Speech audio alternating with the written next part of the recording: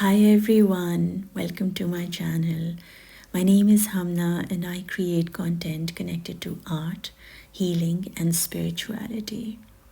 I wanted to share this question and leave it with you to sit with it and ask yourself when you have the chance to do so, why are we all so busy? We're constantly doing. Is that truly something that is what we feel is our purpose? Or is it something that we are avoiding? Is there something that we are running after? Or the need to do something and to always be busy, a trauma response of something that we've gone through in our past? Can we sit with this question and ask ourselves, were we taught this? And if we were, can we unlearn it? Is it that survival instinct that we developed just to get through those days when we needed to protect ourselves, to feel safe in our being? Is there something about stillness that we are afraid of? That if we don't do something, if we're not busy, we're going to be needing to sit still. And in that stillness, are we scared of what will come up? What will we have to face? What demons we have or we've carried within ourselves that we'll have to heal and make friends with? I ask myself, what are we really avoiding? Is it the world that is outside of us or the world that is within us? Are we really avoiding ourselves? And if so, then why? Why are we avoiding that part of us that needs us to come home to? Why do we not sit with our own company and listen to our soul? Like, why is it so important to be out there doing things, needing, desiring, wanting, and not focusing on that what we already have as a gift within us in our soul? They call it dreams, they call it ambition, they call it something that we have to become, to earn, to be of value. Is it really dreams that we have in our soul, or are these dreams that were planted by the outside, the external influences that we were surrounded by?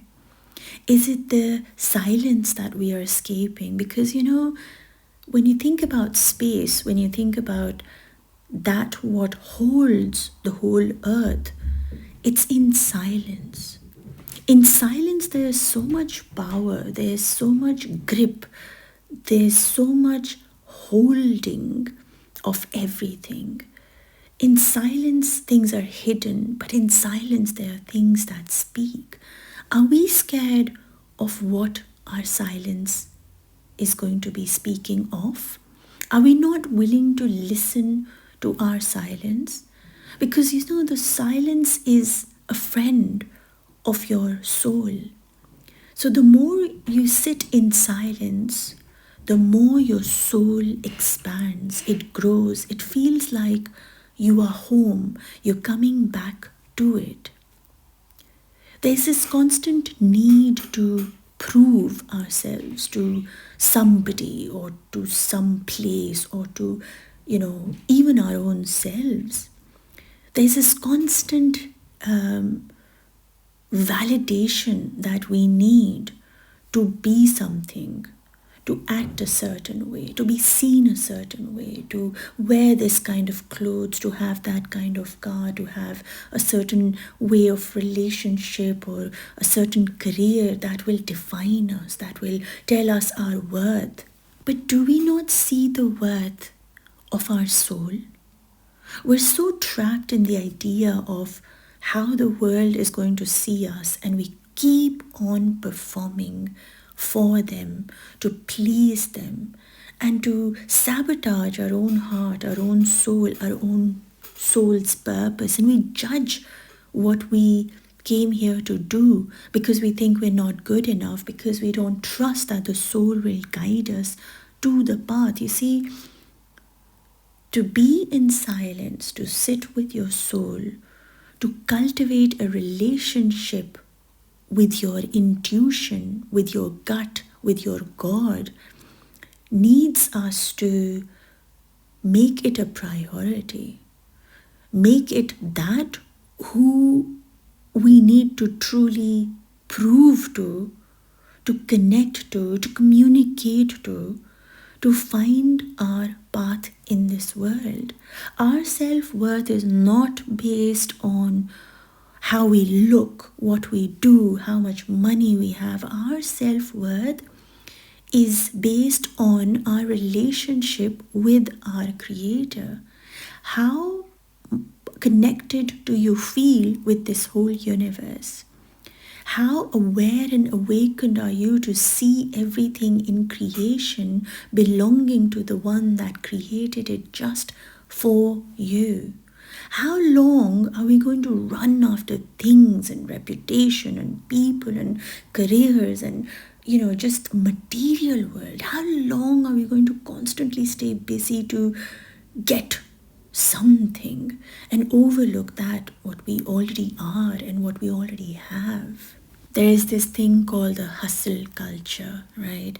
And being part of it myself at some point in my life, which seems like a long time ago now, but there was this constant, let's do this, how can I do this, what can I do this, how can I make money, how can I make this, how can I, there's this endless desires, and you achieve something and then you realize, oh my God, it doesn't satisfy you or fulfill you, and there's another hustle that you need to do. And sometimes you're hustling in physical ways, sometimes in emotional ways, sometimes there's this constant things that you want that make you so tired, and I've written that it's a tired body, but it's actually the whole being that gets really tired, because you see, we're not listening to our heart. We're constantly trying to, like I said earlier, prove ourselves, be validated, and our worth is constantly depending on other people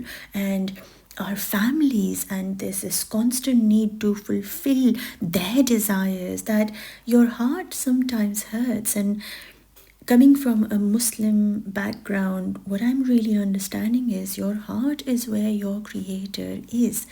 It is in your heart that you are able to receive the revelation, your intuition, the voice of God is actually heard through this instrument of heart. In every heartbeat, He is reminding you of the love He has for you.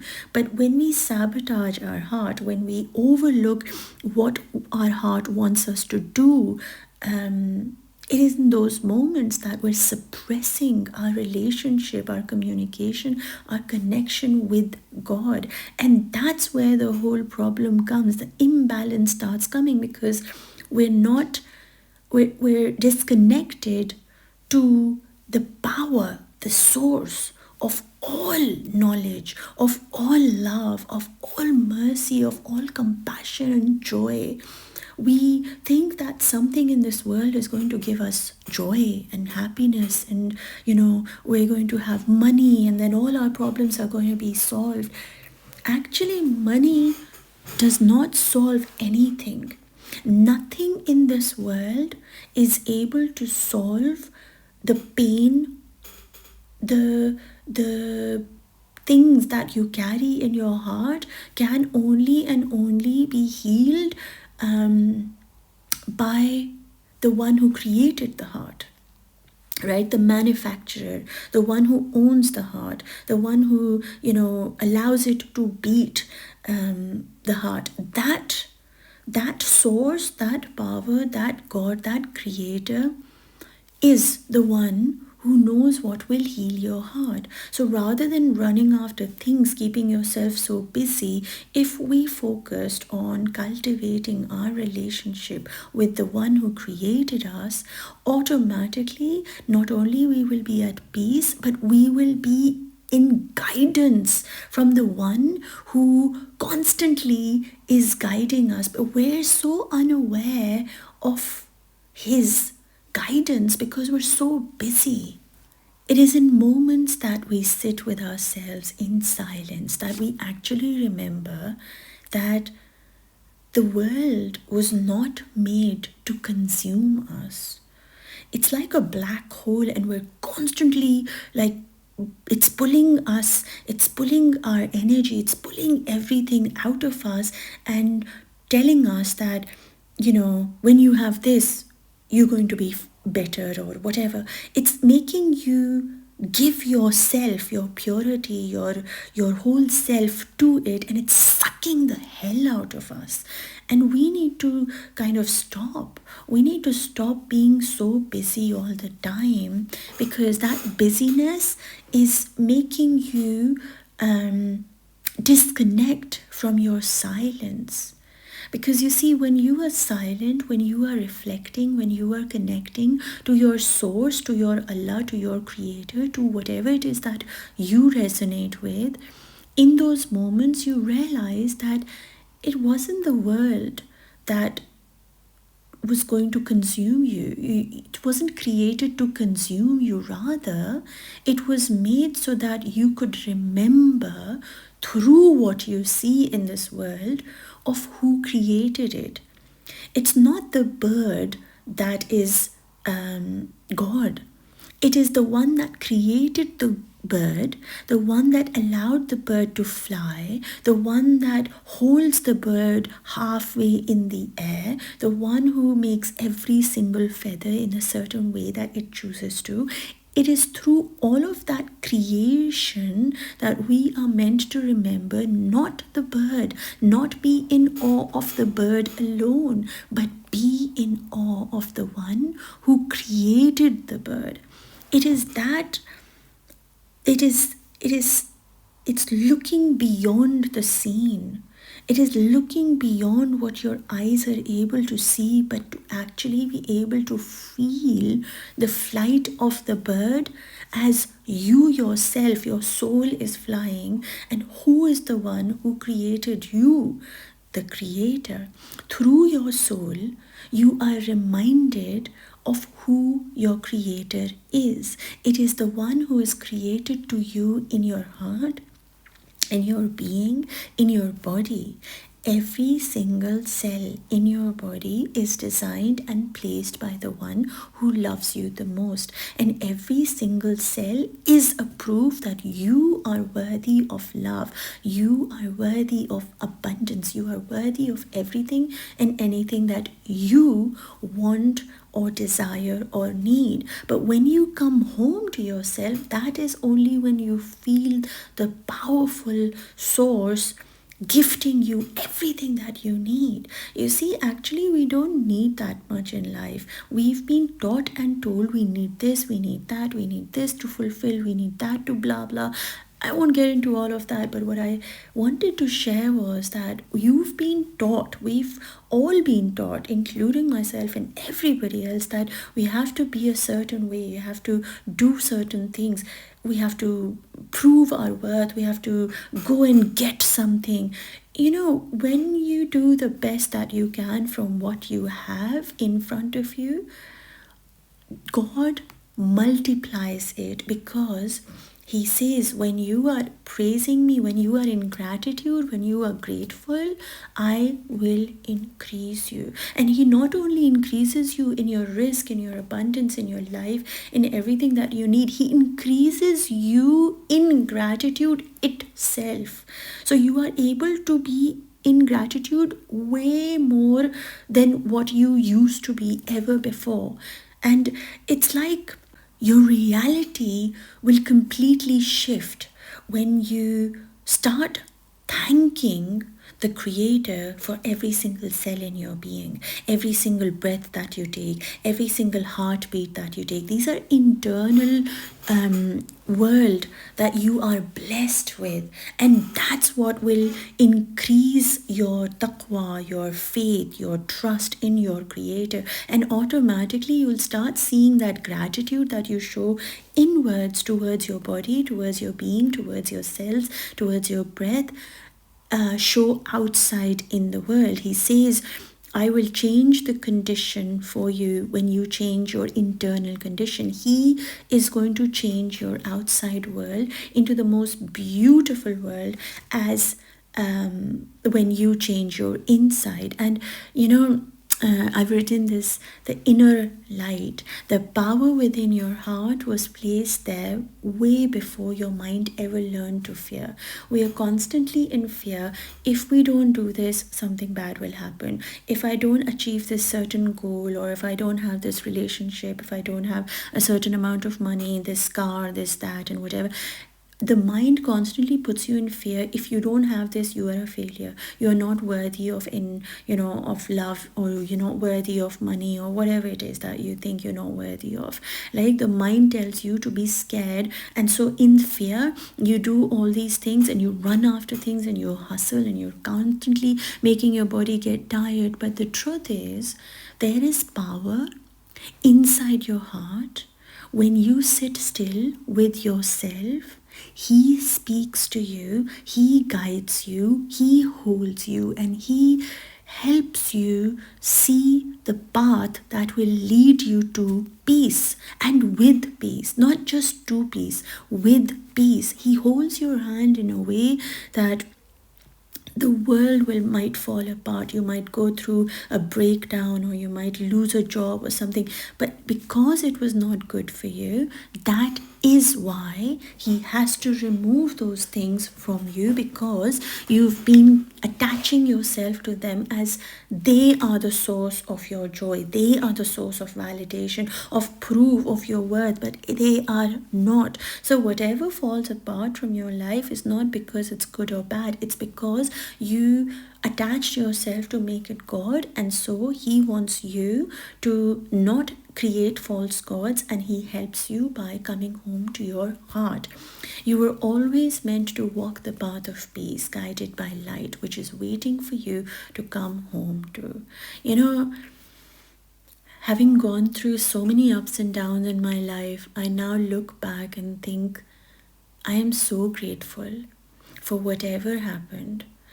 Even though when I was going through the whole journey of my spiritual awakening, I was devastated, broken, shattered, lost, but in all of that, I knew that this was happening for a reason.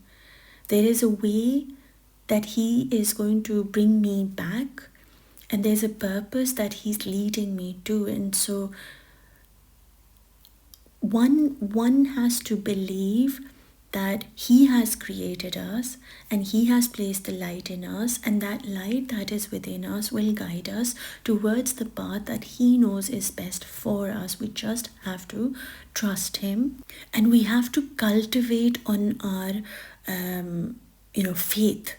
He has created us. He is going to take care of us. He calls himself Rab. He calls himself the creator. Why would he not take care of you and me when he takes care of all of everything in the universe? How would he leave you and your needs? Why would he create you and make you feel unworthy? He doesn't want you to feel unworthy in yourself. It is we who choose to look at ourselves by our own goals, like so and so, I didn't achieve this, I'm not married, I don't have this, I don't have that. This constantly not having is what leads us to actually not have what we really want. When we start acknowledging all the things that we have, he starts multiplying everything in your external world. So start today by connecting to your body, sitting in stillness, stillness, reminding yourself he has placed every single cell in your body in the way that he knows is best, and he is the one making all your body parts work, your internal organs. So thank your liver for working the way it does, because it is Allah's will that he's allowing your liver to work like that. And go into every part of your body and be grateful for it, for the liver, for the stomach, for the heart, for the lungs, for kidneys, for everything, your legs, your hands, your nails, the hair on your head, your eyes, your nose. When you start being grateful for the body that you have, for the soul that you have, for the being that you are, he will increase you in abundance outside of you, because you are valuing his creation, which is you, right? And then have no expectations and no attachments like this will happen in a way that is pleasing to you. No, it will happen in the way that it is best for you by him. It might not be something that you like, but he knows that in the right time you will understand also. And maybe you won't understand, but that's okay, that's cool. You just have to remove attachments to any expectations of what it will be, what I want. Nothing. You just want nothing other than the pleasure of your Allah. When you connect to that, when you start being in gratitude towards your being, he will increase you in ways that your mind cannot even comprehend. And I promise you, this I speak from experience, how my life has changed when I started doing this. Now, if you feel like you too would like to align your heart with your mind, like stop that war within you and constantly be running and staying busy, and you want to awaken yourself so that you are aware of this whole dunya, this whole world, as a space where you are meant to be in an act of worship to everything that you do. Now, for me, I do this through art, and if that's something that you'd like to join me, you don't need to be an artist. You just have to have the desire to connect to your creator, to value your own self, and to awaken to the reality of how beautiful you are. Through these sessions, you will learn how to forgive, you will learn how to connect, you will learn how to create. And you, like I said, you don't need to be an artist. You just have to have the desire to build a deeper connection with your Allah and get to know your true authentic self and be able to express it with clarity, and if that's something you want to join in, you can write comment down below, art as ibadat, or you can go onto my Patreon. The link is down below in the description box, and become your healer today through the billions I don't want to say billions, but lots of art exercises that will help you emotionally heal yourself, feel held in your being. These are visual meditations, and you don't need to be a Muslim for that, you don't need to be an artist for that. It has the 7 chakra activations that happen. I'm also doing the series of David Hopkins' emotional healing, going through one emotion at a time, and I'm keeping these videos really, these sessions really small, so that you're able to do them, even once a week, if that's something you want to do. And do remember that when you become a member on my Patreon, 7 days are absolutely free, so that you can try it out to see what my sessions are all about. So go and check it out. Click the link below in the description box if you feel called to do so, and join me and connect to art in a very different way, as making it your ibadat, making it as a way of, how they say it in like me time. So if that's something that you're willing to do, I invite you to do that, or join my free Friday sessions. For that, just connect either here, write art as ibadat, or send me a message, DM me on my Instagram, where you can check out my other works and updates and stuff like that.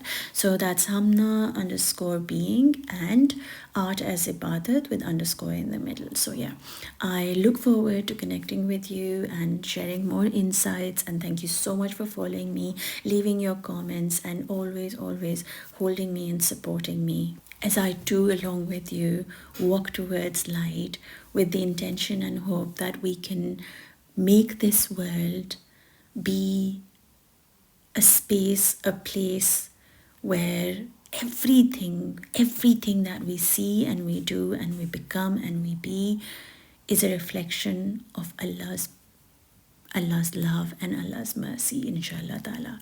I'm sending you lots of love, light, and peace, everyone. Enjoy yourselves.